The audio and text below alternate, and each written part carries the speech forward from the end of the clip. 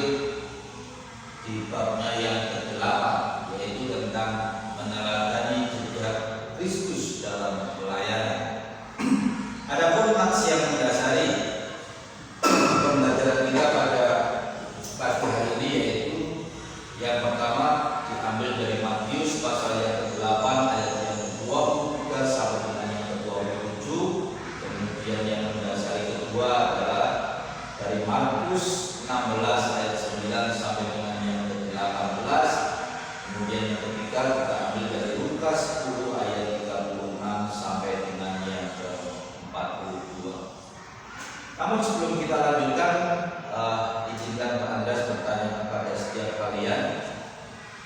Pak Andreas yakin bahwasanya kita semua yang ada di tempat ini mempunyai yang namanya seorang idola, seorang panutan. Ya, idola itu adalah seorang tokoh yang diidam-idamkan, yang diinginkan, yang disukai, baik itu entah televisi ataupun dimanapun.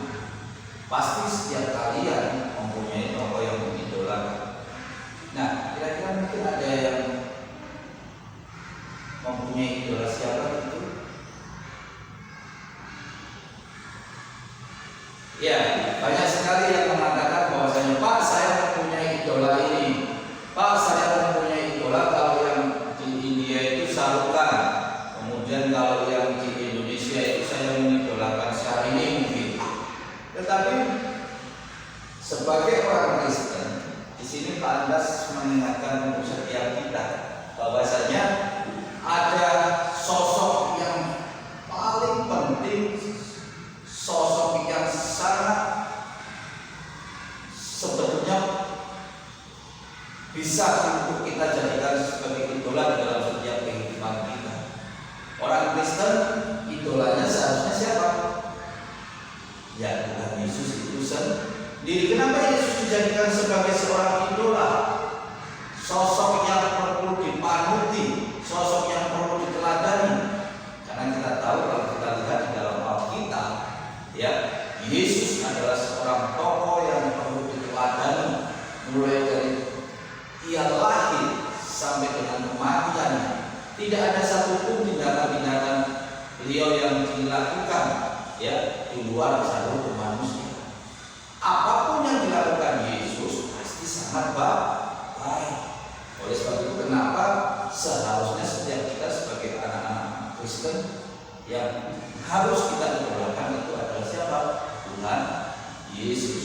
Nah, melalui pembelajaran kita pada pagi hari ini tentang meladeni jejak Kristus dalam pelayanan, tentu saja kita sudah banyak tahu ya.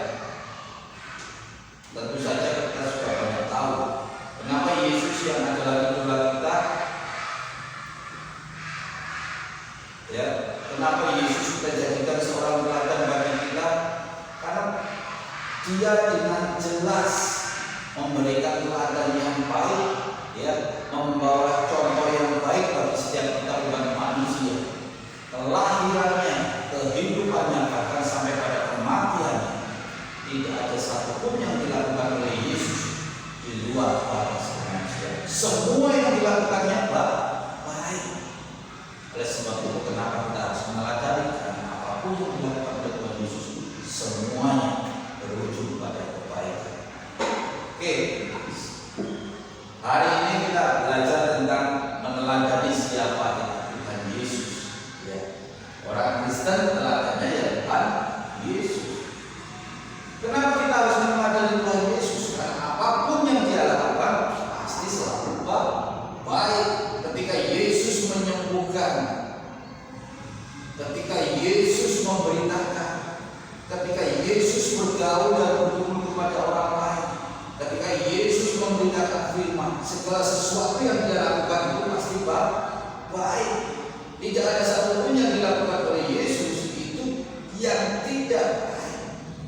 Ketika Yesus menyembuhkan orang kusta, ketika Yesus berada di rumah Zakheus, ketika Yesus berhadapan dengan orang-orang Farisi ataupun ahli-ahli Taurat, semuanya Dia selesaikan dengan baik. Tidak ada satupun yang Dia tidak baik. Ajaran kasih yang diberikan kepada Yesus, itulah yang seringkali kita dengarkan, itulah yang seringkali kita dengarkan. Bagaimana orang Kristen harus meneladani Yesus, terutama yaitu di dalam ajaran kasih. Salah satu contoh ajaran yang diberikan oleh Yesus yang begitu fenomenal adalah kasihlah sesama manusia, kasihlah Tuhan Allahmu, kasihlah musuhmu. Bahkan Yesus mengatakan di dalam firman Tuhan, ketika kamu ditampar pipi kanan, berikan juga pipi kiri. Artinya apa? Kasih yang tanpa batas, kasih yang selalu memberi, kasih yang selalu melayani. Karena Ia datang bukan untuk dilayani, melainkan Yesus datang untuk melayani. Oleh sebab itu, semua kita yang ada di tempat ini haruslah kita meneladani Dia. Jangan mau untuk selalu kita dilayani, tetapi mari kita meneladani Yesus yang adalah Tuhan dan Juru Selamat kita, yang datang ke dunia dengan segala kerendahan hatinya. Dia tidak mau dilayani, tujuan Dia datang ke dunia hanya untuk melayani kita umat manusia. Oleh sebab itu, mari pada kesempatan ini Pak Andreas mengajak setiap kita yang ada di tempat ini, kita selalu senantiasa jangan hanya mau minta dilayani, tetapi bagaimana cara kita meneladani Yesus dengan cara melayani sesama kita dengan baik. Oleh sebab itu, mari kita bersama-sama mulai hari ini belajar bukan hanya sekedar mau dilayani, tapi mari kita belajar dari teladan Yesus yang dengan rendah hati turun ke dalam dunia menjadi seorang manusia, melayani sesama sampai bahkan pada akhir kematiannya Ia tetap melayani kita umat manusia. Oleh sebab itu, mari kita teladani sosok yang sudah kita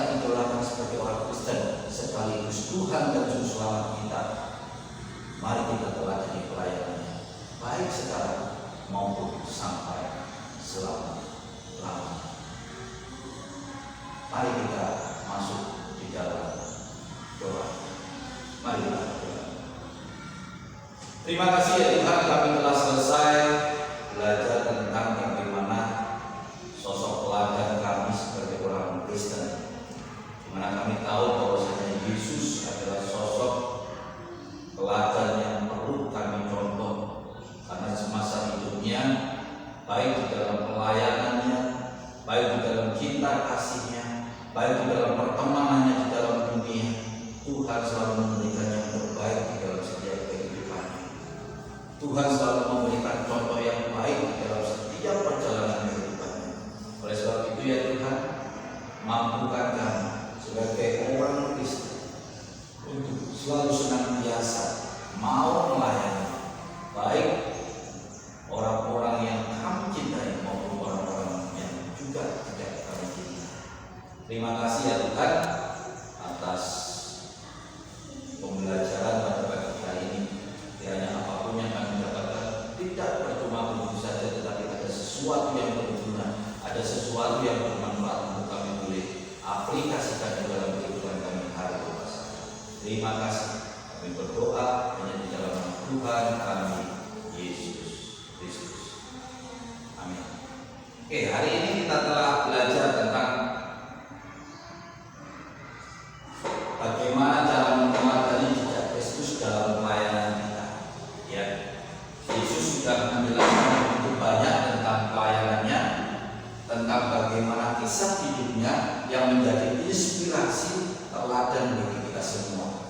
Kiranya kita bisa dapat mencontoh betapa besar kasih Yesus akan dunia ini yang digambarkan di dalam Yohanes 3 ayat 16. Di situ dikatakan dengan jelas, karena begitu besar kasih Allah akan dunia ini sehingga apa? Ia mengaruniakan anaknya yang tunggal, supaya barang siapa yang percaya kepadanya tidak binasa, melainkan beroleh hidup yang kekal. Mari kita teladani, mari kita contoh apa yang menjadi perbuatan baik yang Tuhan lakukan dalam setiap kehidupan kita. Tuhan memberkati kita semua.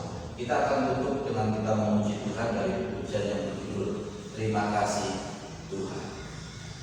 Terima kasih Tuhan untuk kasih setiamu yang ku alami.